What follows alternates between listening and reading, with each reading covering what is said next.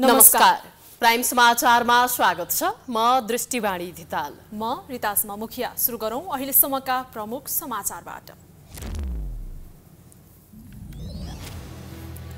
कोशी सरकार असंवैधानिक ठहर, 7 दिनभित्र नयाँ सरकार गठन गर्न आदेश। हिक्मत कार्की काम चलाउ मुख्यमन्त्री, सभामुख र गठबन्धन नैतिक सङ्कटमा।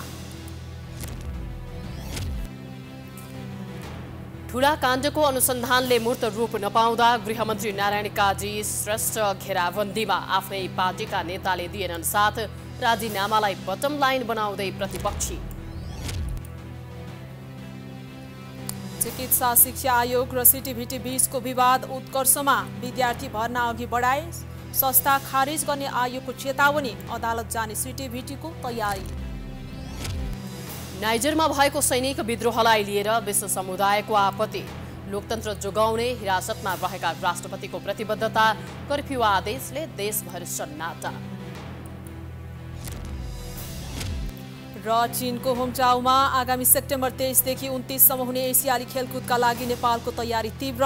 29 खेलमा 233 नेपाली खेलाडीले भाग लिने।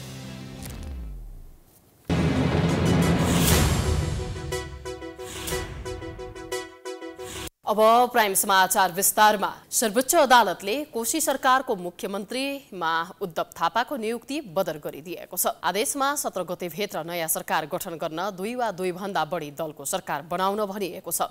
यसअघि तत्कालीन प्रधानमन्त्री केपी शर्मा ओलीले गरेको संसद विघटनदेखि कोशी प्रदेशमा सरकार गठन प्रक्रियासम्म सरकारलाई सर्वोच्चले लगाम लगाउनुपर्ने अवस्थाले कानुन मिच्न दलहरू निकै माहिर छन् भन्ने प्रष्ट भएको छ। कानुन मिच्ने मामलामा राजनीतिक दलहरू माहिर छन् भन्ने पुनः एकपटक पुष्टि भएको छ। कोशी प्रदेशको सरकार गठन नै असंवैधानिक रहेको भन्दै सर्वोच्चले नयाँ सरकार गठन गर्न आदेश दिएपछि सत्तारूढ दलको अनुहारमा दाग लागेको छ। न्यायाधीशहरू ईश्वरप्रसाद खतिवडा, आनन्दमोहन भट्टराई र तिलप्रसाद श्रेष्ठको इजलासले सभामुख बाबुराम गौतमको हस्ताक्षर समावेश गरेर सरकार गठन गर्दा कानुनको पालना नभएको ठहर गर्यो। इजलासले साउन 17 गतिभित्र संविधानको धारा 168 को उपधारा 2 अनुसार नयाँ सरकार गठनको प्रक्रिया थालनी गर्न पनि आदेश दिएको छ। मुख्यमन्त्री पदमा प्रत्याशी मध्येका श्री उद्धव थापालाई नियुक्तिका लागि श्री प्रदेश प्रमुख समक्ष प्रस्तुत गरिएको दाबी पत्रमा प्रत्याशी माननीय सभामुख श्री बाबुराम गौतमले हस्ताक्षर गरी जनाउनु भएको समर्थन यसरी पेश भएको त्रुटिपूर्ण दाबी पत्रलाई मान्यता दिई प्रदेश प्रमुखबाट श्री उद्धव थापालाई कोशी प्रदेशको मुख्यमन्त्री पदमा मिति 2080-3-21 मा गरिएको नियुक्ति र तत्सम्बन्धमा भए गरिएका काम कारबाहीहरू नेपालको संविधान प्रतिकूल देखिएकाले उत्प्रेषणको आदेशद्वारा बदर हुने ठहर छ। यो आदेशले कोशीमा मुख्यमन्त्री उद्धव थापा, सभामुख गौतम सहित सत्तारूढ दलहरूमाथि नैतिक प्रश्न खडा गरिदिएको छ।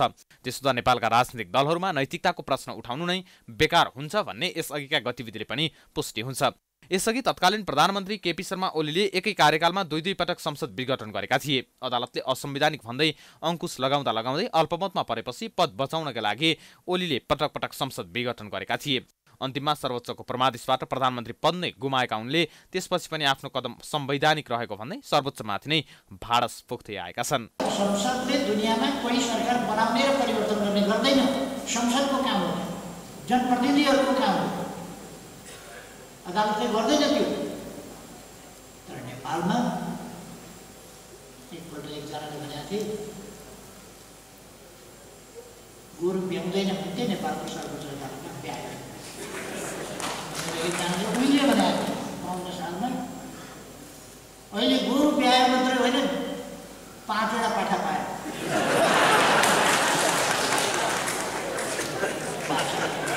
आफैले निर्माण गरेको संविधानलाई दलहरूले नै पटक पटक कुल्चिने काम गर्दा संविधानको आयुमाथि नै प्रश्न उठ्ने गरेको छ। साथै हरेक राजनीतिक कदमलाई सर्वोच्चले व्याख्या गर्नुपर्ने अवस्था आउनुले राजनीतिक दलहरूको विश्वसनीयता पनि धरापमा पर्ने गरेको छ। संविधानले 3 तहको सरकारको व्यवस्था गरेको छ। सङ्घ, प्रदेश र स्थानीय सरकार बीचको समन्वयबाट नै जनसरकारका काम प्रभावकारी हुन्छ।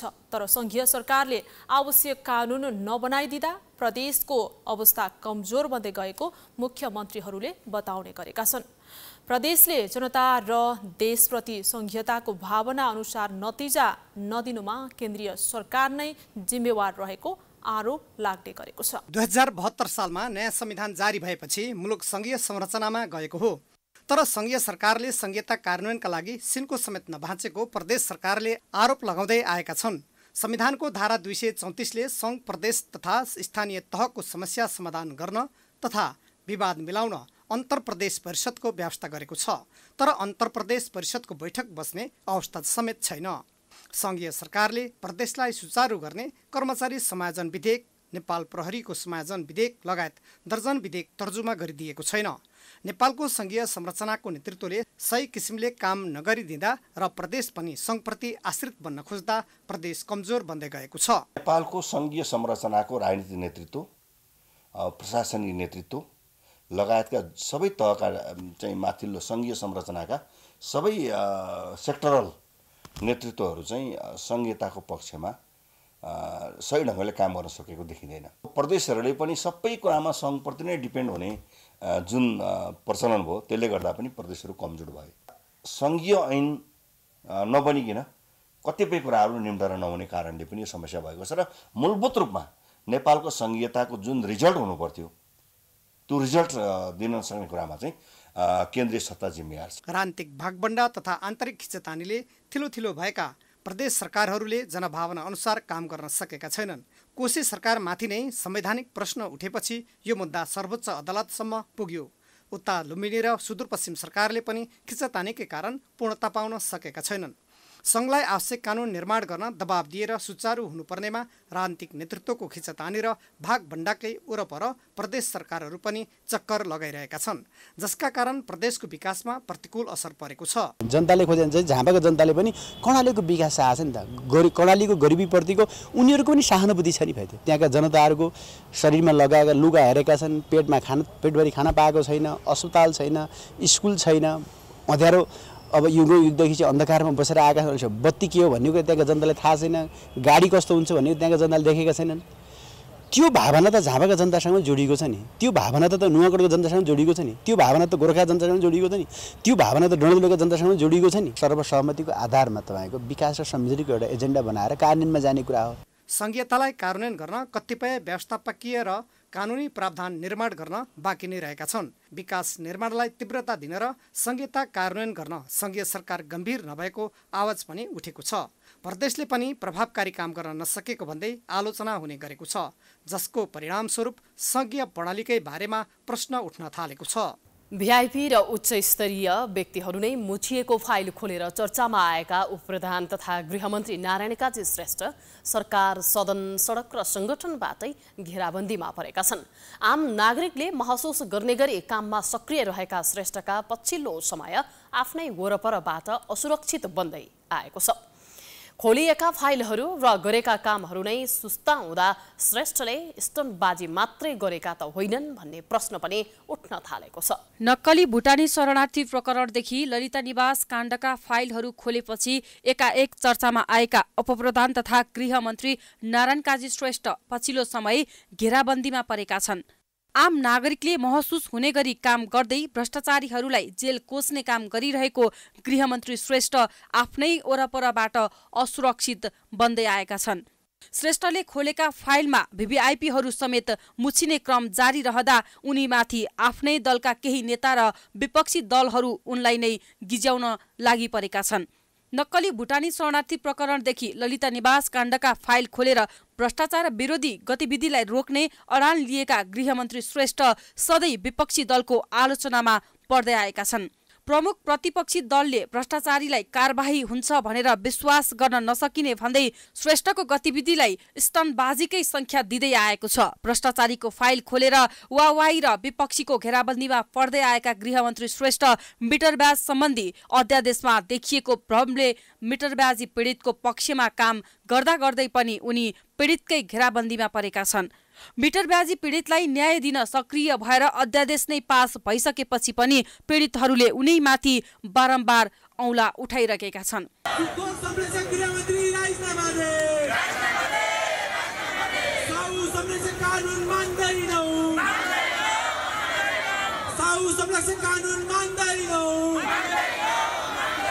यो कानुनलाई रातारात संशोधन गरेर सदनमा ल्याइन्छ, पारित गरिन्छ र त्यो चाहिँ कतै त्यो सङ्घर्ष समितिले मान्नेवाला छैन। किनभने त्यो जुन कानुन आएको छ जुन विधेयक आएको छ त्यो चाहिँ अपूर्ण छ, त्यो चाहिँ पूर्ण पीडितको पक्षमा छैन, त्यसले चाहिँ पूर्ण समस्याको समाधान गर्न सकेको छैन। केही दिन अगाडि त्रिभुवन अन्तर्राष्ट्रिय विमानस्थलमा भएको झण्डै 101 किलो सुन प्रकरणले पनि नारायण काजीलाई दबाव बढाइरहेको छ। सरकारको मिलोमतमै सुन भित्रिएको भन्दै गृहमन्त्रीको कार्यशैलीमा प्रश्न उठ्ने गरेको छ। नेकपा एमाले सुन प्रकरणलाई लिएर बारम्बार औँला उठाइरहेको छ।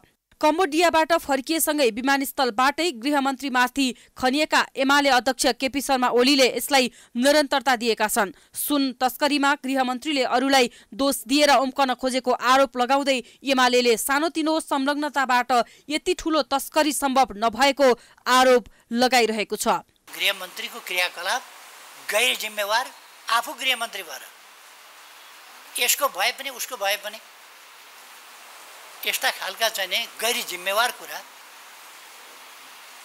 गरेर हिँड्ने गृहमन्त्रीले बताउनु पर्यो उहाँको संलग्नता छ छैन।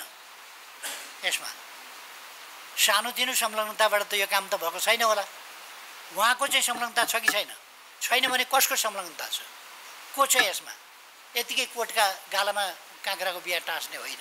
सरकारका मन्त्रीहरूमध्ये सर्वाधिक चर्चामा रहेका श्रेष्ठ कार्यभार सम्हालेबाटै कडा रूपमा प्रस्तुत भइरहेका छन्। तर खोलिएका फाइल र गरेका कामहरू नै सुस्ताउँदा एमाले लगाएको आरोप जस्तै गृहमन्त्री श्रेष्ठले स्टनबाजी मात्रै गरेका त होइनन् भन्ने प्रश्न पनि उठ्ने गरेको छ। यद्यपि नेकपा माओवादी केन्द्रले भने यसलाई अस्वीकार गर्दै आएको छ। बिल्कुल स्टनबाजी होइन नि, स्टनबाजी गरेर एकछिन प्रचार गरेर त्यो सुख पाइन्न नि। सरकारको नेतृत्व गर्ने भनेको के हो भन्दाखेरि समग्रमा जनताका अगाडि देखा परेका समस्याहरू जस्ता पनि छन्, समस्याको चाङ छ हेर्नुहोस् नेपालमा, त्यो पनि भ्रष्टाचारको विरुद्ध, यी सबै सुशासनको क्षेत्रमा जे काम भएका छन् यी पर्याप्त छन् भन्ने कुरा हाम्रो कुरा होइन। तर सरकारले जे गरिरहेको छ, प्रचण्डको नेतृत्वमा नारायण काजी पनि एउटा उप प्रधानमन्त्री गृहमन्त्री भएको हुनाले त्यसको अगुवाई गरिराख्नु भएको छ।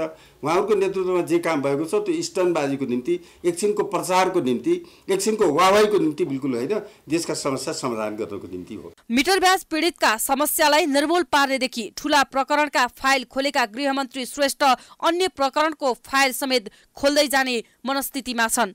विपक्षीको घेराबन्दीकै कारण नक्कली भुटानी शरणार्थीदेखि ललिता निवास जग्गा प्रकरण हुँदै नक्कली सुन प्रकरण कतै गलपासो त बन्ने होइन भन्ने आशंका बढेको छ।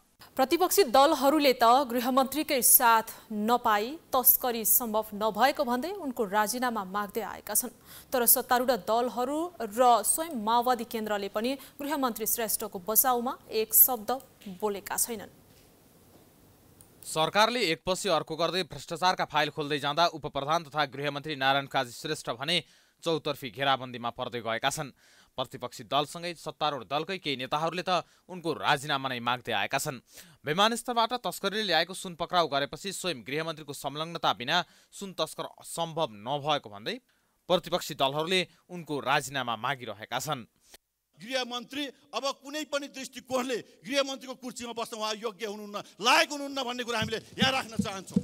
आज यति देर सुन तस्करीमा उहाँका माताहतमा यत्रो ठुलो सेटिङ भएर यसरी राजस्व छलेर यसरी सुन तस्करी हुँदाखेरि अब गृहमन्त्री हुँ भनेर उहाँले जुन प्रकारले स्टन्टबाजी गर्दै हुनुहुन्छ, म कारवाही गर्छु, म देखाउँछु भन्दै हुनुहुन्छ। कहिले जुनसुकै कोर्ट होस्, जुनसुकै टार होस्, म कारवाही गरेर देखाउँछु भन्ने यस्ता खालका जनतामा भ्रम पार्ने कुराहरू भएका छन्। हामी यसलाई खारेज गर्न चाहन्छौँ र हामी भन्न चाहन्छौँ अब तपाईँ कुन नैतिकताको धरातलमा तपाईँ त्यो पदमा बस्न सुहाउँछ, यो हाम्रो प्रश्न हो। तर अहिलेको अवस्थामा विपक्षीले राजीनामा माग्नुपर्ने हो त भन्ने प्रश्न उठेको छ। बालुवाटार काण्ड र शरणार्थी प्रकरणमा उच्च तहका व्यक्ति नै पक्राउ परेको अवस्थामा कतै सुन प्रकरणमा राजनीतिक व्यक्ति मुछिन सक्ने डरले गृहमन्त्रीको राजीनामा मागिएको त होइन भन्ने आशंका पनि उब्जिएको छ। राम्रो काम गर्दा गर्दै पनि आफ्ना नेताको राजीनामा माग्दै घेराबन्दी गर्दा समेत माओवादी पार्टी उनको बचाउमा उत्रिएको पाइँदैन। सीमित कार्यकर्ताहरू गृहमन्त्री श्रेष्ठको बचाउमा उत्रिए पनि शीर्ष नेताहरू भने यो प्रकरणमा मौन देखिएका छन्। बुधबार एमाले प्रतिनिधि सभा बैठकमा श्रेष्ठको राजीनामा मागेर संसद नै अवरुद्ध गर्दा पनि माओवादीका कुनै पनि सांसदले कडा प्रतिवाद गरेनन्।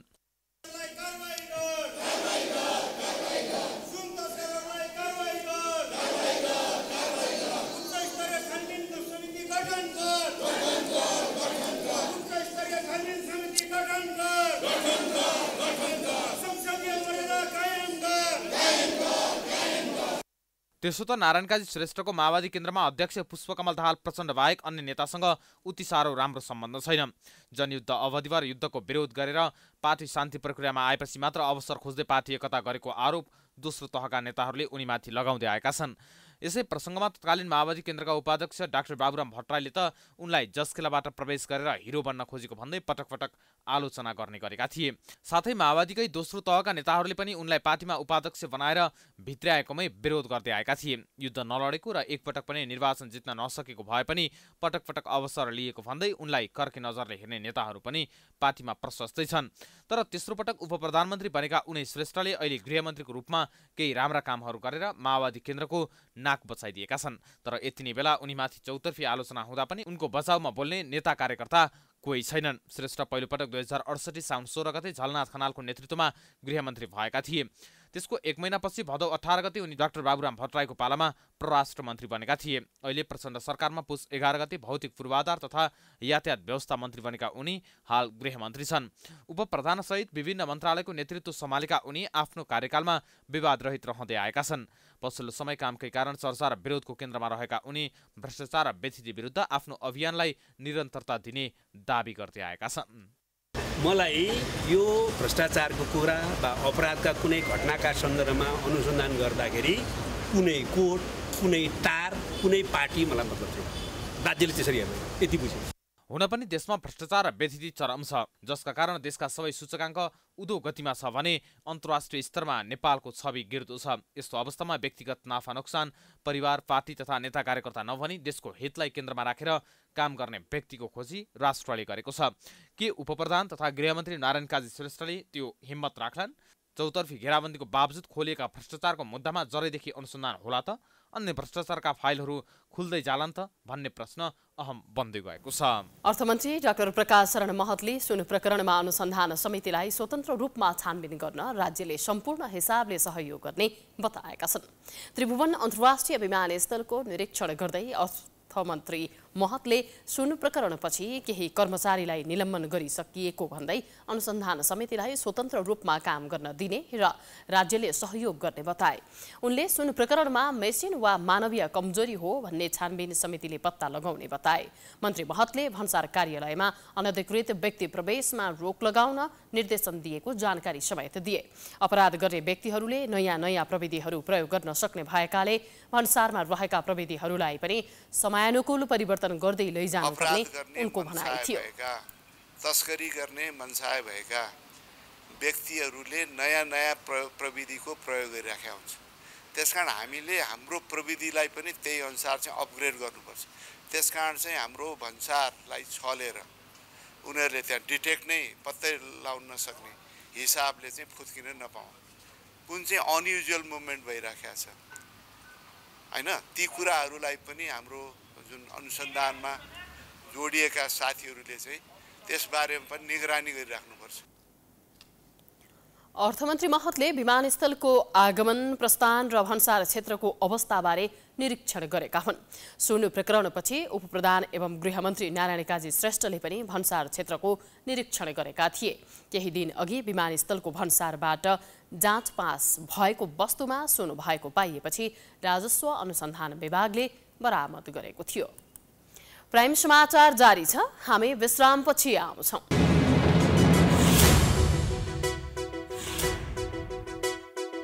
विश्रामपछि पुनः स्वागत छ। अब बाँकी समाचार। चिकित्सा शिक्षा आयोग र प्राविधिक शिक्षा तथा व्यावसायिक तालिम परिषद सिटिभिटी बीचको विवाद बढेको छ।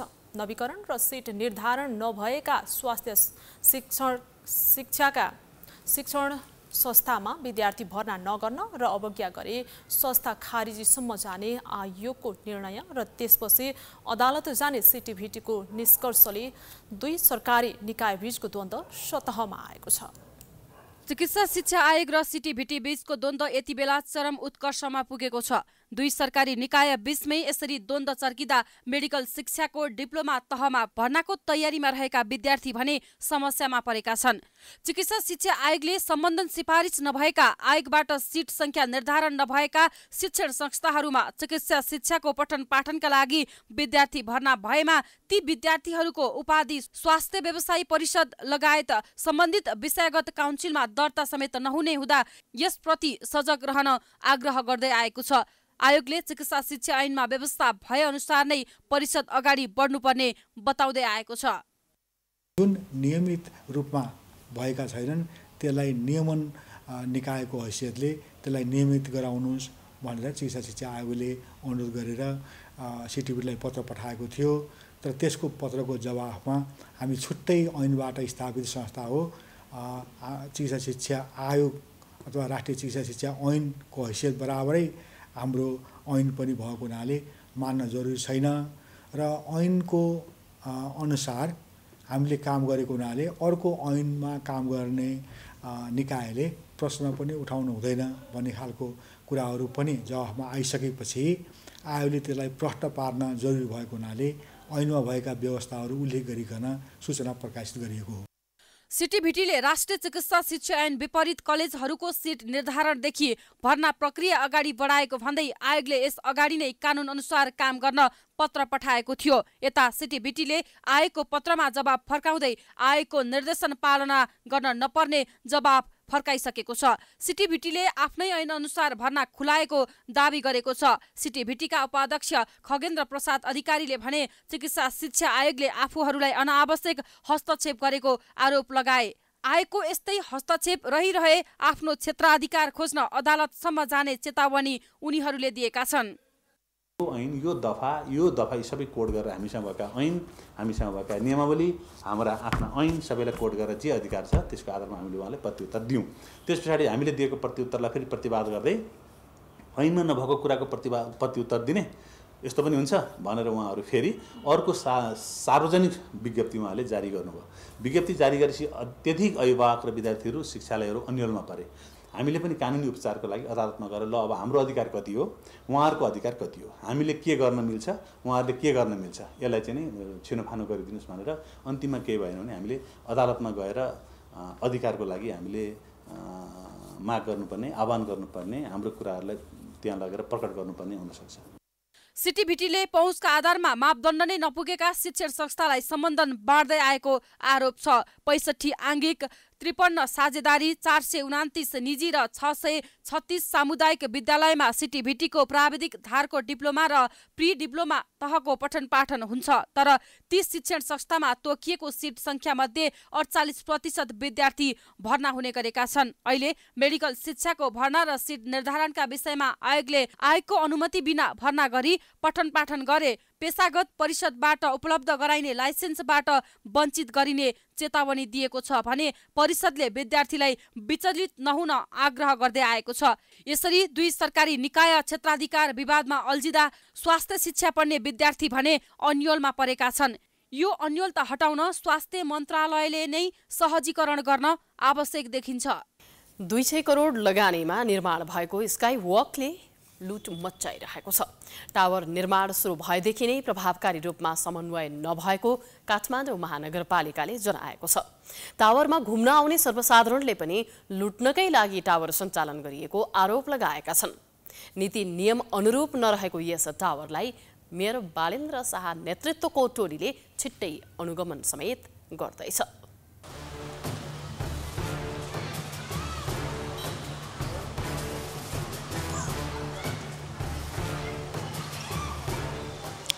स्काई वॉक हेर्दा जति आकर्षक देखिन्छ, जति घुम्दा मजा आउँछ, यसका नीतिगत त्रुटिहरू धेरै छन्। काठमाडौँ महानगरपालिकाले अब स्काई वॉकको नाली बेली खोज्दैछ।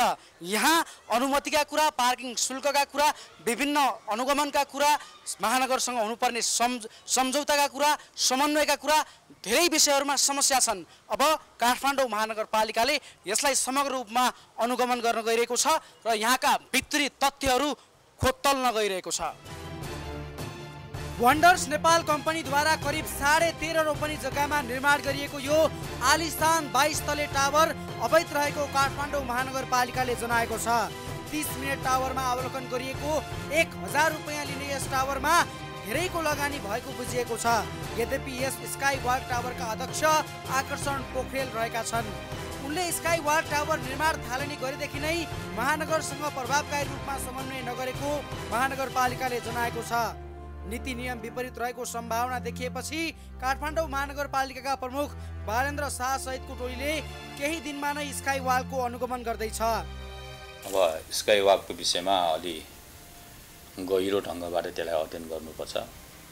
यसले सञ्चालनको लाइसेन्सदेखि लिएर सबै नियमहरू योभन्दा पहिला नै गरिएको र महानगरसँग खासै त्यति चाहिँ नियमअनुसार नगएको जस्तो देखिएको अवस्था छ र हामी यसलाई चाहिँ गहिरो ढङ्गबाट अध्ययन गर्छौँ। स्काई वाक के हो भन्ने कुरा हामीलाई पनि बुझ्न अहिले आवश्यक भइरहेको अवस्था छ र हामी सबै मिलेर यसलाई चाहिँ अध्ययन गरौँला। यस विषयमा 78.5 मिटर उचाइ रहेको यो टावर महँगो रहेको त्यहाँ घुम्न आउने आगन्तुक नै बताउँछन्।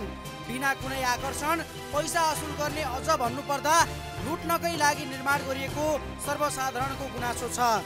नेपालकै सबभन्दा महँगो लाग्यो, एयरपोर्ट जस्तै लाग्यो। एयरपोर्ट हुँदा अझ महँगो छ। 41 मिनट भयो 200। अन्त हेर्नुहोस् त, मलाई त खासै सेफ्टी त्यति गरे जस्तो लागेन है। सेफ्टी त्यति छैन र राम्रो नि लागेन। मलाई त डर लाग्दो नि भयो। फेरि अनि कस्ट पैसा उठाउनु मात्रै खोजे जस्तो, कुनै मनोरञ्जनका केही एक्स्ट्रा कुरा केही दिएको जस्तो फिल भएन मलाई त। टावरमा लुट धन्दा यसरी मचाइएको छ कि खानेकुरादेखि पार्किङसम्ममा सबैमा लुट धन्दा चलाइएको छ। अवैधानिक रूपमा सञ्चालन गरिएको यो स्काई वाकमा जताततै लुट धन्दा मात्रै छ। यता आधी घण्टामा नै एउटा व्यक्तिबाट 1000 रुपियाँ कमाइ हुन्छ र पार्किङमा पनि उस्तै लुट धन्दा छ। बाइकमा, गाडीमा जताततै लुट धन्दा छ। यी गाडीहरू प्रति घण्टा 100 रुपियाँ तिर्ने भनेर राखिन्छन्, तर निस्किँदै गर्दा 1 घण्टा पनि नपुग्दै 200 रुपियाँ प्रति घण्टा तिर्न लगाइन्छ। यसरी लुट धन्दा मचाइएको छ। मानौ कि यो व्यवसाय नै आफ्नो घैडो जत्रो पेट भर्नकै लागि खोलिएको थियो। अब यो हाम्रो यो टावरले चाहिँ पैसा लुट्नसम्म लुटिरहेछ। किन भन्दाखेरि यो पार्किङको पनि घण्टाको 100 रुपियाँ लिने रहेछ, माथि पनि अब चढेको 1000 रुपियाँ लिने रहेछ। त्यही भएर पैसा लुट्ने काम चाहिँ भइरहेछ। यो सब अब नेताहरूले अब के गरे हो, घुस खाएर हो कि के गरेर यसो चाहिँ पैसा ठग्न चाहिँ नहुने हो कि। 1000 को टिकट काटेर आधी घण्टा मात्रै हामी माथि घुमेर आयौँ होला। पार्किङ चाहिँ 200 रुपियाँ तिरेछौँ हामीले। 1 घण्टा पनि भएको छैन हामी आएको। यो पार्किङ शुल्क त महँगो भयो। यो त खास गरी भन्ने भन्दा यो यत्रो 1000 रुपियाँ तिरेपछि त फ्रीमा गर्नुपर्ने हो। यो चाहिँ पार्किङ चाहिँ फ्री पार्किङ हुनुपर्ने हो। यो त एक्सपेन्सिभ, धेरै महँगो छ। Yoga, meditation, sky walk, meeting hall, air restaurant, air club जस्ता तमाम सुविधाको चर्चा रहेको यो टावरका पदाधिकारी बोल्न मान्दैनन्। आधिकारिक रूपमा धारणा बुझ्न प्राइम टेलिभिजन पुग्दा यता र उता सलबलाउँछन्, डराउँछन्।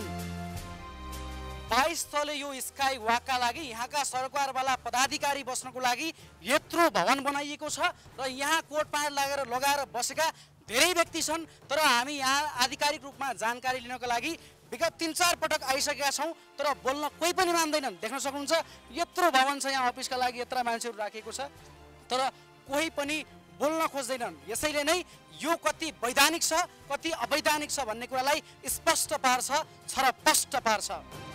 ठुलो धनराशिमा निर्माण भएको यो टावरबारे महानगरपालिकासँग हुनुपर्ने विभिन्न समन्वय सम्झौता अझै हुन बाँकी नै छ।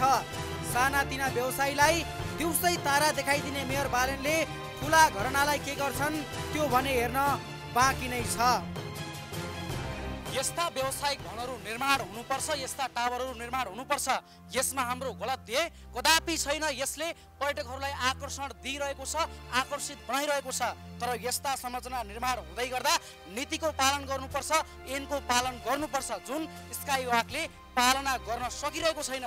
अब सरकारवाला निकायले यसलाई ऐन र कानुनको पालनामा दायरामा ल्याउन सकोस् र स्काई वाकले पनि ऐन र कानुनको पालना गर्न सकोस्। क्यामेरामा तिलमन्यु सिलवालका साथमा सुष्मन विश्वकर्मा, प्राइम टेलिभिजन, काठमाडौँ। महाकाली नदीमा आउने बाढीका कारण कञ्चनपुरका विभिन्न ठाउँहरूका बस्तीहरू जोखिममा परेका छन्। महाकाली नदी पारीको दोधरा चाँदनी नगरपालिका 10 स्थित कुतिया कवर गाउँ विस्थापित हुने खतरा बढेको छ। वर्षेनी आउने बाढीका कारण पश्चिमतिर जोगबुढा र उत्तरतिरबाट महाकाली नदीको दोभानले डुबान र कटान हुँदा बस्ती विस्थापित हुने खतरामा परेको छ। वर्षेनी महाकाली नदीमा आउने बाढीका कारण कञ्चनपुरका बस्तीहरू जोखिममा परेका छन्। अधिकांश दलित बस्ती भएको दोधरा चाँदनी नगरपालिकाको 10 नम्बर वडामा बसोबास गर्ने 40 घर परिवारको करिब 80 बिघा क्षेत्रफल हरेक वर्ष बाढीको चपेटामा पर्दै आएको छ। बर्खा सुरु भएसँगै कति बेला बाढी आउने हो र घर बगाएर लाने हो भन्ने चिन्तामै स्थानीयहरू बस्ने गरेका छन्। बर्खामा उत्तरबाट महाकाली नदीको तेज बहाव र पश्चिमबाट भारतबाट हुँदै बग्ने जोगबुढा नदीको उच्च बाढीका कारण कटान र डुबानको समस्या स्थानीयले झेल्दै आएका छन्। ठुलो बाढी नआउँदै महाकालीले कटान गर्न थालेपछि यहाँका स्थानीयवासी त्रसित बनेका छन्। बाढीले खेतीयोग्य जमिन कटान गरेको स्थानीयको गुनासो छ। स्थानीयको धान तथा तरकारी बाली बाढीले बगाउँदा बिगौँ जग्गा बगरमा परिणत भएको छ। स्थानीयले बाढीको जोखिमबाट बच्न स्थायी तत्त्वबन्धन गर्न सरकारसँग माग गरेका छन्। सरकारले हामीलाई अब खालि भन्नुहुन्छ गर्छौँ भन्दा यहाँदेखि यहाँसम्म हाम्रो त गइहाल्यो। अब भनौँ गइहाल्यो। अब यहाँदेखि जानु आएको छ अस्ति भर्खरै यो हामीले कटान हुँदाखेरि हामीले आएर आफ्नो गाउँघरदेखि सबै यो ल्याएर हामीले लगाइरहेका छौँ। तारहरू काटेर आफै लगाएका छौँ। हामीलाई यति मात्रै यो बाढी पीडितको लागि हामीलाई यो टुटेको कटबन्धन हामीलाई चाहियो। बाँस काट्दै बनाउने माटाका कट्टा हालेका छन्, गरेका छन्, उता त बनाएको छ। उता जानुभएको थियो न, जान्छन् मात्रै केही गर्दैन, कहिले केही गरेका छैनन्। आजसम्म अब यो गइसक्यो, आजसम्म गइसक्यो। अब के त्यस्तै भारतीय सीमा नजिक बस्ती भएका कारण समय समयमा सीमा विवाद भइरहने र भारतीय सीमा सुरक्षा बलले अनाहकमा दुःख दिने गरेको स्थानीयको गुनासो छ। निर्वाचनको समयमा स्थानीयलाई भोट बैंकका रूपमा प्रयोग गर्ने तर बस्ती नै जोखिममा परेको बेला कुनै दल तथा नेताहरूले समस्या समाधानमा चासो नदिएको स्थानीयको गुनासो छ। भोट चाहिएको बेला सबै आउने, हात पाउ जोड्ने र आफत परेको बेला कोही नआउने, त्यो हुनु भएन। आज हामीलाई आफत परेको छ, कोही आएको छैनन्। हामीले आफ्नो हतियारहरू ल्याएर घरबाट यो रुखहरू ढलाएर यसरी हामीले यहाँ रोकेको छौँ। जस्तो जे पनि रोकेको छौँ र हामीले बिहान साँझ सुत्दैनौँ हामी यसको डरले। किन यताबाट खोला आएको छ, उताबाट महाकाली बिचमा हाम्रो सानो गाउँ छ, 40-45 घरको गाउँ छ। महाकाली नदीले तीव्र गतिमा कटान सुरु गरेपछि स्थानीयहरूले बस्ती जोगाउन बाँसको जैविक तत्त्वबन्धन बनाउने र बालुवा भरिएका कट्टा नदी किनारमा लगाउने गरेका छन्। यता स्थानीय सरकारले नदीबाट हुने कटान नियन्त्रणका लागि स्थायी तत्त्वबन्धन निर्माण गर्न नसकेको र तत्कालका लागि अस्थायी तत्त्वबन्धन निर्माण कार्य गरिएको जनाएको छ। पक्की तत्त्वबन्धनका लागि बजेट नभएको भन्दै केन्द्र तथा प्रदेश सरकारबाट आउँदो आर्थिक वर्षमा पक्की तत्त्वबन्धनका लागि बजेटको माग गर्ने जनाएको छ। अहिले एकपटक यतातिर 16 करोडको महाकालीमा आयो, यतातिर 12 करोडको जोगडामा आयो। त्यहाँ ठ्याक्कै पारिपट्टिकोमा परेन। अनि हामीले 2 करोड नगरपालिकाले गरेको पनि वारी मेचिङ फन्ड गर्दाखेरि वारीतिर पर्यो। त्यस कारणले त्यो हुन सकेको छैन। अब दीर्घकालमा हामीले चाहिँ त्यो बजेटहरू ठुलो बजेटहरू माग गरेर ल्याएर त्यहाँ काम गर्ने भन्ने छ। वर्षौंदेखि बाढीको जोखिममा पर्दै आएका कञ्चनपुरका नदी तटीय बस्तीहरूका नागरिक डुबान र कटानका कारण वर्षेनी त्रासमय जीवन जिउन बाध्य छन्। उनीहरूलाई बाटोघाटो खान लाउन भन्दा पनि बाढीबाट कसरी बच्ने भन्ने चिन्ताले वर्षेनी सताउने गरेको छ। प्राइम टेलिभिजनका लागि कञ्चनपुरबाट दिल्लीराज पन्तको रिपोर्ट। पर्साको वीरगञ्ज महानगरपालिका र आसपासका क्षेत्रमा पछिल्लो समय चापाकल सुकेपछि पानीको हाहाकार भएको छ। खास गरी महानगरका शहरी भेग वडा नम्बर 1 देखि 18 सम्मका वडामा रहेका प्राय सबै चापाकल सुकेर पानी आउन छोडेको छ। वीरगञ्ज महानगरपालिका र आसपासका क्षेत्रमा चापाकल सुकेपछि नगरवासी समस्यामा परेका छन्। गर्मी बढेको र लामो समयसम्म भएको खडेरीका कारण खानेपानीको हाहाकार भएको छ। असारको अन्तिम सातादेखि महानगरका 85 देखि 90% चापाकल सुकेर पानी आउन छाडेको स्थानीयको भनाइ छ। यहाँ तराई बेल्टमा नै हो, पानी परेको छैन। अब सबलाई समस्या, एउटा मलाई होइन सबैलाई समस्या छ। अब यहाँ नगरपालिकाले होस् या माथि मन्त्रालयले होस् अलि हेरिदिनु पर्यो कि हामीहरूलाई पानी खान पाओस्। जवान कन्डिशन खाने पानी के लाइन में जवान कन्डिशन बहुत 1 महीना दौड़ते दौड़ते तक जवान ओकरा बाद जब पानी एकदम आवता एकदम तुतु काम नहीं के चल एकर हाकिम लोग से जबान हमारा गुनासो करे के बाद कोनो एकर व्यवस्था लगाओ लोग कि कम से कम पानी पहुँचे। अब इससे ज़्यादा हम और क्या करें? ये नुकसान में हमने के पानी मिलेगी चाहिए, न तो पानी के बिना आदमी मर जाए। महानगरको 32वटा ओडा गरी कुल 47,114 घरधुरी रहेका छन्। ती घरधुरी र सार्वजनिक स्थानमा गरी 27,490 चापाकल जडान छन्। खानेपानी संस्थानको धारा जडान भएको घरधुरीको संख्या 12,925 रहेको छ। चापाकलको पाइपभित्र सतहदेखि 29 फिटसम्म पानी भए मात्रै चापाकलले पानी तान्न सक्छ। गर्मीका कारण अहिले पानीको लेयर 30 फिट भन्दा तल गएकोले चापाकलबाट पानी आउन छाडेको वीरगञ्ज स्थित खानेपानी कार्यालयको भनाइ छ। त्यसमा अब हामीले हेर्ने हो भने त्यो प्रदूषणले गर्दाखेरि नदीहरूको तल्लो चाहिँ लेयरमा एउटा वाटरप्रुफ जस्तो लेयर क्रिएट गर्दै आउँछ, जसले गर्दाखेरि नदीको पानीहरू चाहिँ ग्राउन्डभित्र रिचार्ज हुन पाइरहेको हुँदैन। अनि अर्को अब हाम्रो सबैतिर हेर्नेदेखि चरम दोहन।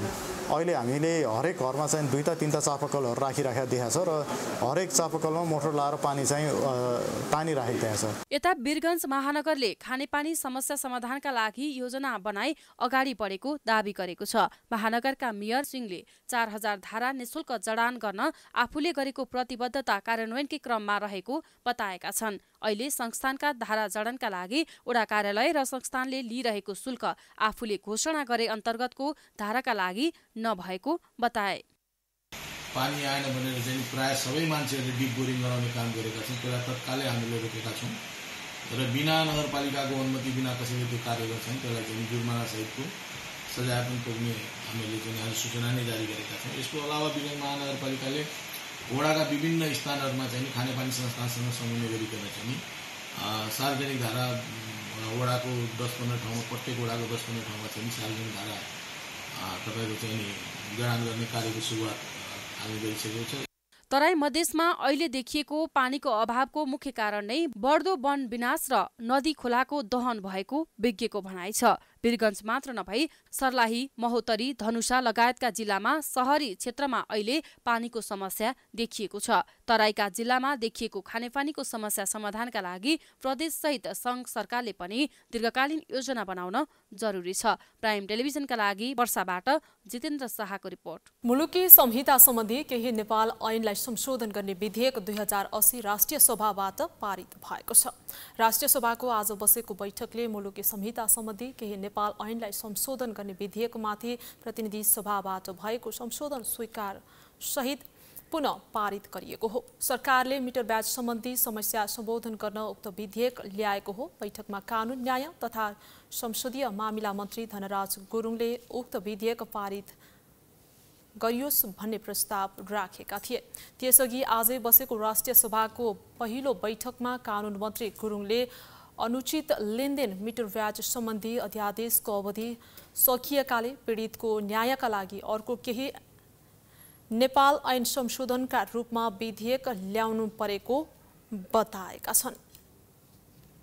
उनले केही प्राविधिक कारणले उक्त विधेयक अघि बढाउन हामी कोही पनि सामन्तवादको अवशेषको पक्षमा कोही पनि उभिँदैनौँ। त्यस कारणले गर्दाखेरि पनि मलाई लाग्छ चाहिने रूप फेरेर आए पनि त्यो विधेयकको सार चाहिँ फेरिएको छैन भन्ने मलाई फेरि लागिरहेको छ। त्यसो भएको कारणले गर्दाखेरि पनि त्यो सार नफेरिकन रूप त फेरियो। त्यसमा मैले अघि नै माफी पनि मागेँ र त्यसको सार चाहिँ नि सारभूत रूपमा त्यसले फेरि वास्तवमा पीडकहरूलाई यो चाहिँ नि अनुचित लेनदेन गर्ने पीडकहरूलाई फेरि कानुनी दायराभित्र ल्याउने काम गर्छ यो विधेयकले। त्यसो भएको कारणले गर्दाखेरि सारभूत रूपमा सार चाहिँ नफेरेको रूप चाहिँ फेरिएको अवस्था आइपुग्नु पर्दाखेरि म दुखित छु।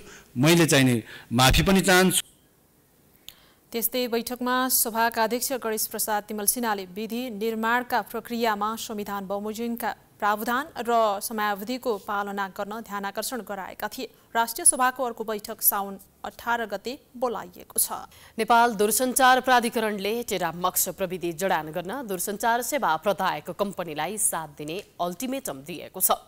दूरसञ्चार क्षेत्रमा हुने गरेका अपराधिक क्रियाकलापको निरीक्षण र न्यूनीकरण गर्नका लागि प्राधिकरणले टेरामक्स प्रविधि सञ्चालन गर्ने योजना बनाएको थियो, जसका लागि करोडौं रकम खर्च गरेर प्रविधि भित्र्याइए पनि दूरसञ्चार सेवा प्रदायक कम्पनीले भने प्राधिकरणको निर्देशनलाई अटेरी गर्दै आएका थिए। प्राधिकरणको निरन्तरको आग्रहलाई कम्पनीहरूले बेवास्ता गरेपछि प्राधिकरणले नेपाल दूरसञ्चार कम्पनी र एनसेल आजिएटा कम्पनीलाई पत्र नै लेखेर अल्टिमेटम दिएको हो। अब ती सेवा प्रदायकले 7 दिनभित्र टेरामक्स परियोजना कार्यान्वयन नगरेमा कारबाही गर्ने चेतावनी दिएको छ। सेवा प्रदायकलाई जुन फ्यासिलिटेसन्स गर्ने काम प्राधिकरणबाट हुन्छ त्यो फ्यासिलिटेसन्स गर्ने काम रोक्छौँ भनेर भनेपछि फ्यासिलिटेसन्स गर्नेमा चाहिँ के छ भने अब ब्यान्डविथ सिफारिस भन्नु यति ब्यान्ड, त्यसपछि तपाईँको चाहिँ डलर सिफारिस, इक्विपमेन्ट सिफारिस, यो सिफारिसहरू यो के बीचमा चाहिँ फ्यासिलिटेसन्सहरू गरिराख्नुपर्छ होइन। त्यसपछि चाहिँ टावरको एप्रुभल, यिनीहरू सबै के छ भने हाम्रो जुन फ्यासिलिटेसन्स छ त्यो फ्यासिलिटेसन्सहरू प्राधिकरणले रोक्छौँ भन्ने हिसाबले चाहिँ त्यो आशयको चाहिँ पत्र प्राधिकरणले पठायो। टेरामक्स प्रविधि जडान भएको खण्डमा दूरसञ्चार क्षेत्रमा हुने गरेका अपराधिक क्रियाकलाप न्यूनीकरण हुने प्राधिकरणको दाबी छ। तर दूरसञ्चार कम्पनीहरू भने यो प्रविधिले गोपनीयता भङ्ग हुने बहानामा जडान गर्न आलटाल गर्दै आइरहेका छन्। प्राइम समाचार जारी छ, हामी विश्रामपछि आउँछौँ।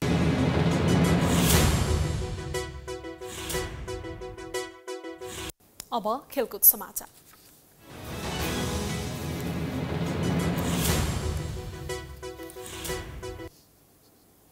चीनको होङजाओमा आगामी सेप्टेम्बर 23 देखि 29 सम्म हुने एसियाली खेलकुदको नेपालले तयारी तीव्र गरेको छ।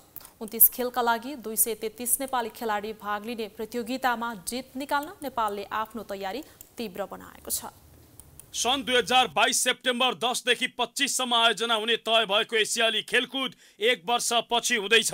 आयोजक राष्ट्र चीनले कोभिड महामारीको कारण देखाउँदै 1 वर्ष पछि धकेलेपछि एसियन खेलकुद प्रतियोगितामा पदक हात पार्न नेपालले आफ्नो तयारीलाई तीव्र बनाएको छ। प्रतियोगिता आउन 2.5 महिना बाँकी रहँदा नेपालले साउन 1 गतेदेखि विशेष प्रशिक्षण सुरु गरेको छ। अहिले भने बन्द र वैदेशिक प्रशिक्षण सुरु गरेको छ। 50 जना प्रशिक्षकको प्रशिक्षणमा 233 खेलाडीले प्रशिक्षण लिइरहेका छन्। नेपालमा प्रशिक्षण लिइरहेका खेलाडीलाई बिहिबार युवा तथा खेलकुद मन्त्री डिगबहादुर लिम्बू, एन्फाका अध्यक्ष पङ्कज नेमवाङ, राखेपका सदस्य सचिव टङ्कलाल घिसिङले दशरथ रङ्गशाला स्थलमा हौसला प्रदान गरेका छन्। राखेपको 116औं बोर्ड बैठकले 29वटा खेलमा प्रतिस्पर्धा गराउने निर्णय अनुसार तयारी भइरहेको युवा तथा खेलकुद मन्त्री डिगबहादुर लिम्बूले जानकारी गराएका छन्। कुन कुन खेलहरू कसरी चाहिँ के प्रशिक्षण भइरहेको छ भन्ने विषयमा चाहिँ एउटा भिजिट गर्ने अनुगमन गर्ने क्रममा चाहिँ हामी आएका छौँ। अहिले चाहिँ हामीले यो भलिबलको हेऱ्यौँ, अझै होइन त्यो फुटबलको हेऱ्यौँ, उसुको हेऱ्यौँ, एथलेटिक्सको हेऱ्यौँ। हामीले यो 4टा गेमहरूको बारेमा चाहिँ प्रशिक्षणको बारेमा हामीले चाहिँ यसो अवलोकन गऱ्यौँ। अहिलेसम्म सक्रियतापूर्वक प्रशिक्षण कार्यक्रम भइरहेको अवस्था छ र यहाँ आउँदाखेरि चाहिँ केही समस्याहरूको कुरा पनि खेलाडीहरूले चाहिँ जानकारी गराएको छ। त्यो विषयमा पनि थप कसरी चाहिँ सुधार गरेर जाने भन्ने विषयमा चाहिँ अहिले छलफल भएको अवस्था छ। अहिले समग्रमा राम्रो तयारी भइरहेको अवस्था छ। प्रतियोगितालाई आफ्नो पक्षमा पार्न प्रशिक्षणले थप ऊर्जा थपेको खेलाडीहरूको भनाइ छ। आस्ते अब राम्रो राख्ने हो होइन। अब हामीभन्दा धेरै माथि बलिएको टिमहरू आउँछ, अब जस्तै अस्ट्रेलियाहरू, जापान, कोरिया जो पनि आउन सक्छ, थाहा छैन। अब अहिलेसम्म सेड्युलहरू आएको छैन नि त। तर हामी चाहिँ अब आफ्नो बेस्ट कसरी खेल्ने र आफ्नो पर्फर्मेन्स कसरी गर्ने भन्नेमा चाहिँ हुन्छ। हामी चाहिँ अब आफ्नो बेस्ट सकभर आफ्नो बेस्ट दिने हो र केही कुराहरू सिक्ने हो, किनभने हामी माथिको टिमसँग खेल्दैछ। खेल र खेलाडीको माध्यमबाट देशलाई चिनाउन र खेलकुदको विकासका लागि थप योगदान दिन पनि यो प्रतियोगिताले निकै ठुलो महत्त्व राख्नेछ। चाइनामा हुने एसियन गेममा हाम्रो टिमले उत्कृष्ट प्रदर्शन गर्नेमा सम्पूर्ण टिम हामी आशावादी छौँ। एसियन गेममा पनि महिला खेलाडीहरू सबभन्दा बढी सहभागिता भएको छ अहिले र मलाई आशा छ यो महिला खेलाडीहरूले अझै राम्रो चाहिँ यो अहिले आउने गेममा राम्रो प्रदर्शन गरेर मेडल दिन्छ भन्ने मलाई विश्वास लागेको छ। धेरै जसो गेमहरू बाहिर छन्, बाहिर नभएकोहरू यहाँ पोखरामा 5-6वटा गेमहरू पोखरामा छ र बाँकी गेमहरू चाहिँ काठमाडौँमा बन्द प्रशिक्षणहरू निरन्तर प्रशिक्षण भइरहेको छ। अनुगमनमा खेलाडीको प्रशिक्षण, स्वास्थ्य अवस्था, वैदेशिक प्रशिक्षणको अवस्था, प्रशिक्षण स्थलको अवस्था र खेलाडीको समस्या के कस्ता छन् र समस्या समाधानका उपायका बारेमा पनि मन्त्री लिम्बुले जानकारी लिएका थिए। हामी प्राइम समाचारको अन्त्यमा आइपुगेका छौं। जाँदा जाँदै प्रमुख समाचार पुनः एकपटक।